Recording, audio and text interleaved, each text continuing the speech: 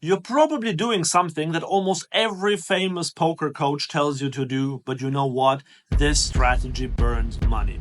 Because these coaches make an assumption that is most likely not right for the 1-2 or 1-3 live poker games that you play. So in this video, I will tell you what this mistake is, why it will cost you money without you realizing it, and what simple adjustment you can make to move chips from your opponent's stacks into yours. My name is Andreas Wagner. I'm a live poker coach, and I used to make this mistake myself before I understood what I'm going to tell you now. Okay, let me ask you a question. Do you use any open raising charts like the ones on GTO Wizard or PokerCoaching.com or numerous other sites? This is not a trick question. My personal answer to this question is yes, definitely. I have studied these charts intensely, and if you wake me up in the middle of the night and ask me what the bottom of my opening range is in the low jack, I can come up with a quick answer. Wake up! Wake up! King 8 suited, ace 10 offsuit, pocket 6s at full frequency. This answer is correct, in theory. But if you follow these charts in your games, you will most likely lose money. Sure, you can still be a winner in the game, but you would probably be a bigger winner if you made the right adjustments. But before I tell you what these adjustments are, let me explain what the problem is with these charts. They are the perfect charts developed by computers after making millions of calculations. They are designed to be totally unexploitable by other perfect opponents, and that is a great starting point. So no matter what stakes you play, or whether you play live or online, I think it is important to study those charts and memorize them, or at least memorize some patterns. But, and here is the but, it will probably not come as a shock to you if I tell you that most of your opponents at 1-2 or 1-3 live are not perfect opponents who play GTO strategies. And this creates an issue with those ranges. So, what are the main differences between what those GTO charts assume and what you encounter in real life? As I said, computers assume that your opponents play tight and aggressive. But your real-life opponents play the exact opposite. They have two predominant tendencies. One, they call way too wide pre-flop. And two, they are not aggressive enough, which means that they will call behind other callers and thus create multi-way pots. This, for example, is the chart on GTO Wizard for an under-the-gun opening range in a 9-handed game. You're meant to raise 11.5% of hands, which is already pretty tight. But what happens if you open ace-jack offsuit or king-9 suited? Well, either half the table will call you with all sorts of nonsense, or maybe only the button calls and the blinds feel priced in, so they will call as well. Either way, you'll be playing a multi-way pot against super wide ranges. Against 4 random calling ranges, king-9 suited, for example, has 23.7% equity, which doesn't sound too bad given you only put 20% of the money into the middle. But now consider A, rake, and B, the fact that you're out of position against a couple of players, so you might not see all 5 cards, which reduces the realization of your equity significantly. And now, if you consider that most live low-stakes players then also open to 5 or even up to 10 times the big blind, you are investing a lot of money pre-flop with the wrong type of hands. Especially hands like ace-jack offsuit or king-queen offsuit are terrible opens from early position when the entire table is likely to call behind. These hands play particularly poorly in multi-way pots. So what is the solution then? Well, I would recommend 2 key adjustments. The first one is to tighten up significantly.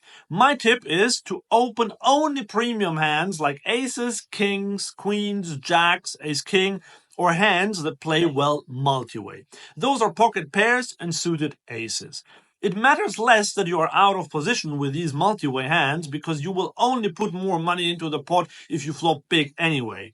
But with a hand like king-queen offsuit, I wouldn't even feel confident if I flop 2 pair on king-queen 9 because someone might easily have a straight or a set with a slow-played pocket pair. So, the first adjustment is to open tighter and play mainly hands that play well multi-way. The second adjustment depends a bit on how bad your opponents actually are, but either way it has to do with sizing. If your opponents are unobservant and will not pay attention to your bet sizing, then here is what I would do. I would split my raising range into two. I would size up significantly with my best hands. At a 1-2, I might make it $20 with aces or kings or queens. And with my multi-way hands, I would go small. How small? Well, as small as I could get away with. Make it $5 at a 1-2 or $8 at a 1-3. The idea is to see a flop as cheaply as possible while at the same time having the initiative. And if your opponents are a bit better and would notice this blatantly obvious bet sizing pattern, I would compromise for a small bet size for your entire raising range. This keeps your opponents guessing. Yes, you might go 6 ways to a flop with your aces, but this is still better than raising big with all hands, because then you would go 4 ways to every flop with your speculative hands. And you will get dealt speculative hands a lot more often than aces or kings. So it's better to protect those weaker hands that you get dealt more often rather than the premiums that you might only get once a session, if even.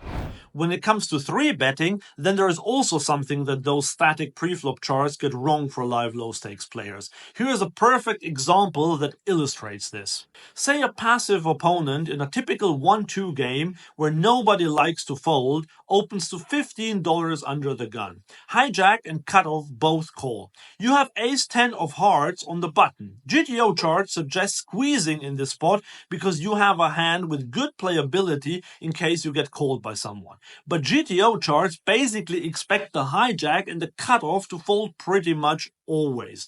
So those charts think that you only have to get through the one opponent who open raised. But here's the problem. The open raiser is meant to fold hands as strong as ace-queen offsuit to your 3-bet. He's meant to fold pocket tens almost every time and queen-jack suited every time. But do you think that any of this is likely to happen in such a game? I highly doubt it.